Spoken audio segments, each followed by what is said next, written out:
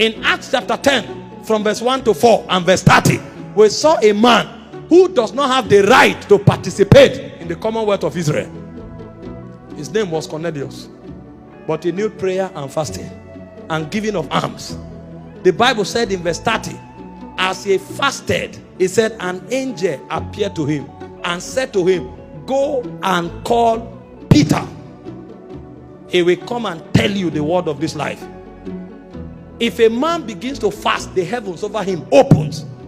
Daniel chapter 9, Daniel chapter 10. The man said in verse 2, Daniel 9, I understood by books the years of captivity of Israel. But even though he had understanding, he didn't have the power until he went on 21 days fast. The moment he was done fasting, the Bible said Gabriel appeared. The moment a man begins to fast, his heavens begin to open. The reason some people walk as if they are walking under closed heavens is because their appetites are too bogus. Trim your appetites through fasting and see the heavens open to you. Who told you it's everything about your destiny you should pay for? Do you know the worth of your destiny? Who told you you can pay for it? The Bible said your sons and your daughters will come from afar. It says strangers, people you have no connection with. It said they will stand to build your walls. And so the greatest thing about your life is even strangers that will sponsor it. But it will take a kind of power to make it happen. And that power is fasting.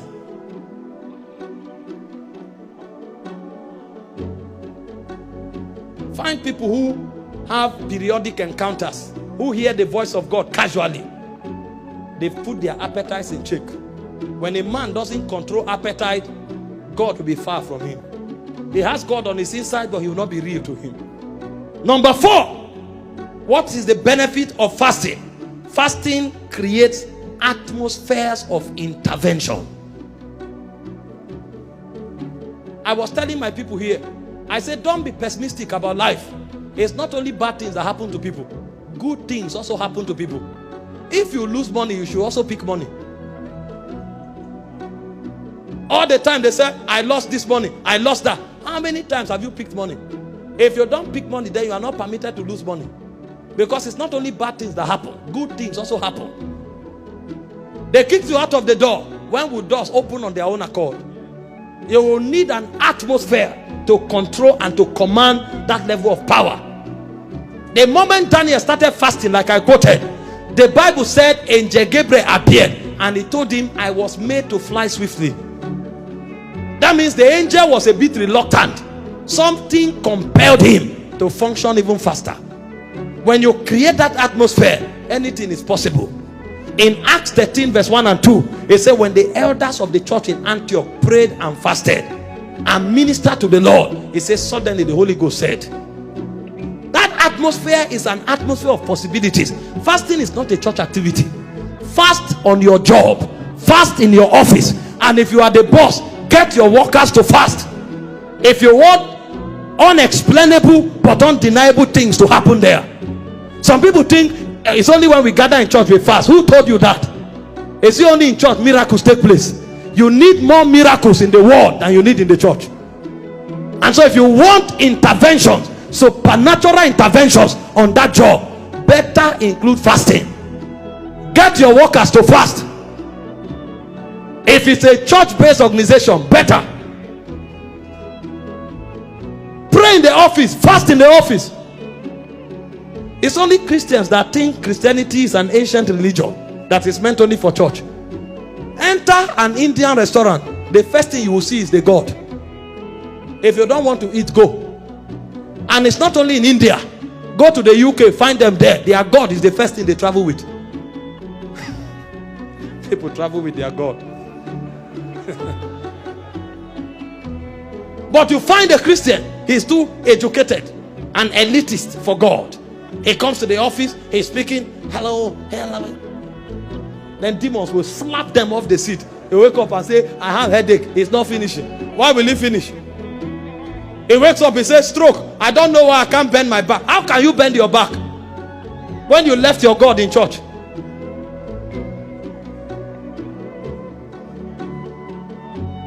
The Muslim guy, somebody was telling me he went to see a top director in this country on a Friday. He came with international delegates to conclude a government project and program. The Alhaji told them, please wait, it's time for prayer. He carried his mat, put on one side of his office and started praying.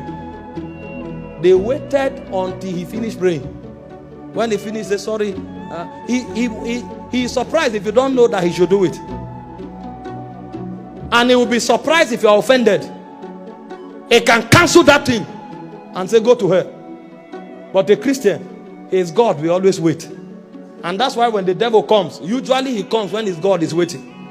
And his doors are porous for attacks and destruction. Fasting is not church activity. It's part of church activity, but it's a lifestyle. Because you will need daily interventions. And so when you are fasting, be conscious of intervention. He said the Lord shall be a wall of fire around you. He said angels shall encompass around you. So when you start fasting, these things should become aware and realities to your spirit.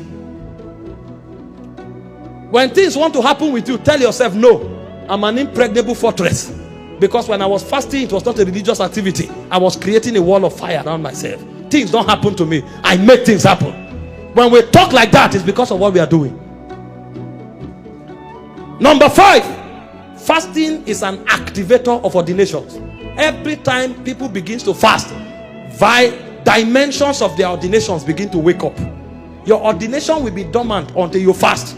In Matthew 4 verse 1 and 2, the Bible said the Holy Ghost drove Jesus to the wilderness to be tempted. And he said Jesus fasted and prayed for 40 days. The moment he returned, his ordination was activated. He entered the temple and began to preach the gospel immediately.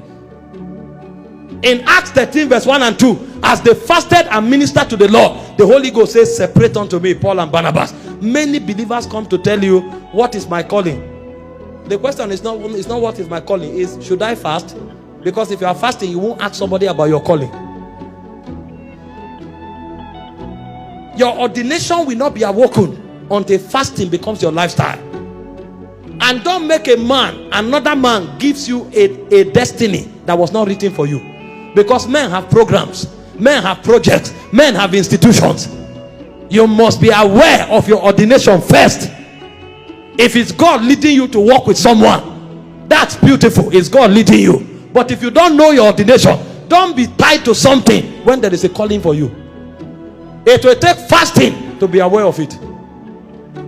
So you don't live through life and not even scratch your destiny. Because there are many persons who are not aware why they came here. And the reason they are not aware is because fasting is not part of their daily menu. They eat everything at every time. Somebody wakes up in the morning around 7:30, he's already yawning. He starts with granite, he enters chim-chim. He takes tea, he now takes akara. Are you an eater?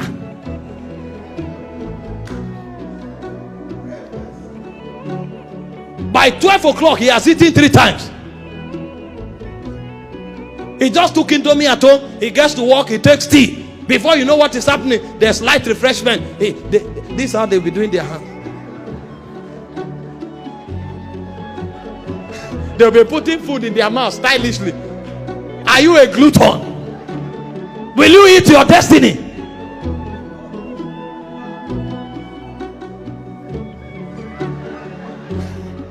"12 o'clock, you've eaten 3 times. And you want to fulfill destiny. You want to affect your generation. You. How many serious people will commit themselves to you? You think I'm working with you. I walk into your office by 10, you are eating. I come another time, you are eating. You will still see me there.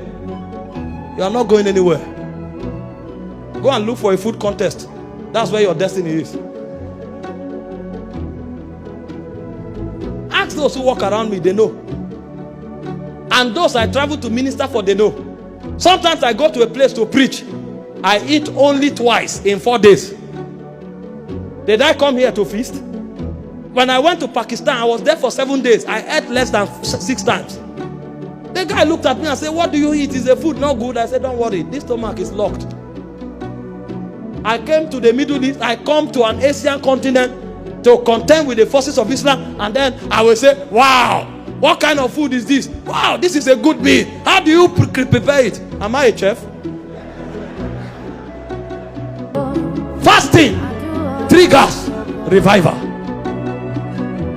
If you are not fasting, your spiritual life will be up and down, up and down, up and down. Find a man who is constantly on fire. He has won the battle over food. He has conquered his appetite. Nothing kills the move of the spirit in a man's soul like his subscription to his appetite. You want to stay on fire for God, you must rule over your appetite. If you have not mastered your appetite, you cannot keep the fire of God.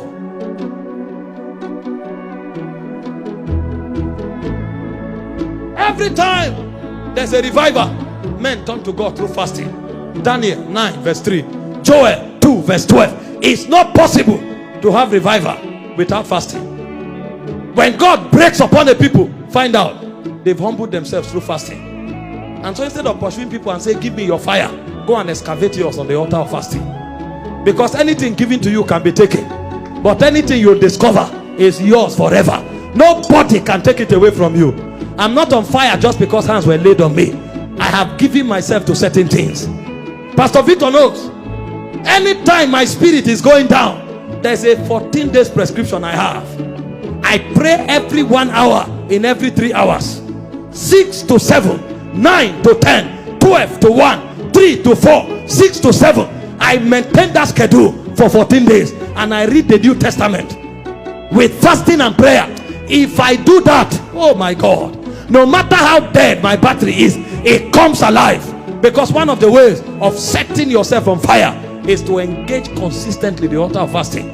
If you fast long enough, you will notice even the world will become noisy to you. Fast for 7 days and come out of your house and find out if you want to go to the studio to watch football. Even the football will become noisy. Sometimes you fast until even the atmosphere, you can censor it. The air is passing. You can pick every air that touches your body. Your sensitivity is that strong. There's a time I fast. If I exceed 21 days, even if I'm lying down sleeping, if somebody is at the door, I can wake up and tell you Nathaniel is at the door. You can really read everything happening around you. You become like a radar. How can the devil take you unawares? If you are that revived, if you are that sensitive, it's impossible. Before anything happens, you arrest it in the heavenlies. You bind it there, it doesn't come to the earth realm. Christians are lukewarm because they've given themselves to everything that their appetites deserve or desire. That's why they cannot see the weight and the power of their destiny.